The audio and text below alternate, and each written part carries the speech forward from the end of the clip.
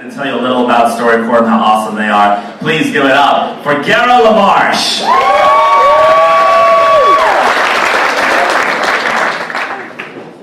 John has better eyesight than I do, so I have my glasses on to see this, because most of what I have to do is thank you. I have the great honor of being chair of the board of StoryCorps. It's really great to see so many people out here who are StoryCorps fans in San Francisco. As John indicated, we are the largest collection of human voices on earth. 100,000 people have participated in the StoryCorps experience. We have stories from all kinds of walks of life. And what's really historic and momentous about this launch this week is that the OutLoud initiative is going to add to the already considerable collection of LGBTQ stories. We have a lot more. There are going to be stories of Stonewall, pre-Stonewall, the AIDS epidemic, coming out stories, marriage equality stories, the whole rich tapestry of LGBTQ experience in this country.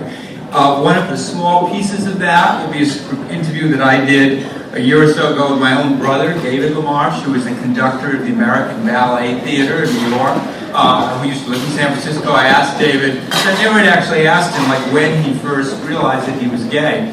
And he said, he told the story, we both went to Catholic school in Rhode Island, a small-town Catholic school, Immaculate Conception School. And when he was in first grade, Sister Clarella decided it was too hot in the classroom. I don't know how many of you go back to the kind of old-fashioned classrooms, these big windows. The only way you get them open was some kind of long pole that you had to hook to the top of the window and pull down. I see heads nodding. So this nun was too small, and the first graders were too small to open the window. So Sister Clarella said to David, my brother, will you go up to the 9th grade and get a boy to come down and open the window for us? So David tells the story of going up to the 9th grade, and the nun there designated a boy who he said was a kind of a strapping, I guess, 14-year-old. It was a very hot day. This kid came down with David, and David's sitting in a row by the window, and this kid prepares to open the window, rolls up his sleeves one after the other, very muscular, bulging, sweaty. Apparently that's where it all began. Anyway, so I was have a couple of thank yous to do. None of this, that is to say the StoryCorps OutLoud initiative would be possible without the support we've gotten from the Ford Foundation, the Arcus Foundation, and the David Bonat Foundation. So we want to thank them a lot. We want to thank our media sponsor in San Francisco and co-host for the evening, KQED. Also Airbnb, which sponsors our booth here in San Francisco at the Public Library, and for being the lead sponsor of San Francisco Pride 2014. And I also want to thank Ray Richmond and her fellow Airbnb staff members who are volunteering here tonight. So if you want to learn more about OutLoud and our 628 Society, or become a StoryCorps member, visit StoryCorps.org. Follow us on Facebook and Twitter for our latest updates using the hashtag #ThisIsOutLoud. And most importantly, thank you very much for being here tonight, for listening to these stories, both live and recorded, and for hopefully sharing your own stories in this tremendous initiative that we're so proud to be a sponsor of. So thanks, and I'm going to welcome you right back.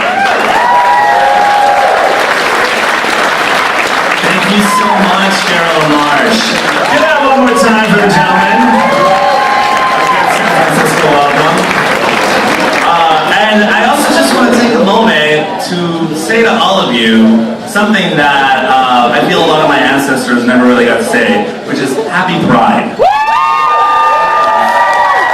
I know it may sound corny, so last year, but a lot of us grew up never thinking that we would ever be able to say that with pride and mean it to our fellow LGBT, queer, sexy people. Yeah, and speaking about coming out, whenever people ask me, like, that's something like, I guess, like, queer people get asked a lot, like, when did you come out, when did you come out? And my answer is always like, which time? Because it took like 10 times of me coming out for my parents to finally get it. But they're still grabbing on to hope, because last month they were like, wait. Really? Still. Might be a phase, but you know, you never know.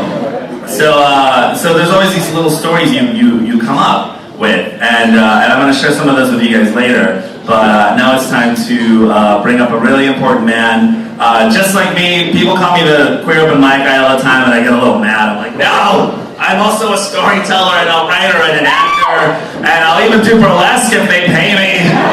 I'll do it! Hasn't happened yet, but just so some of y'all know.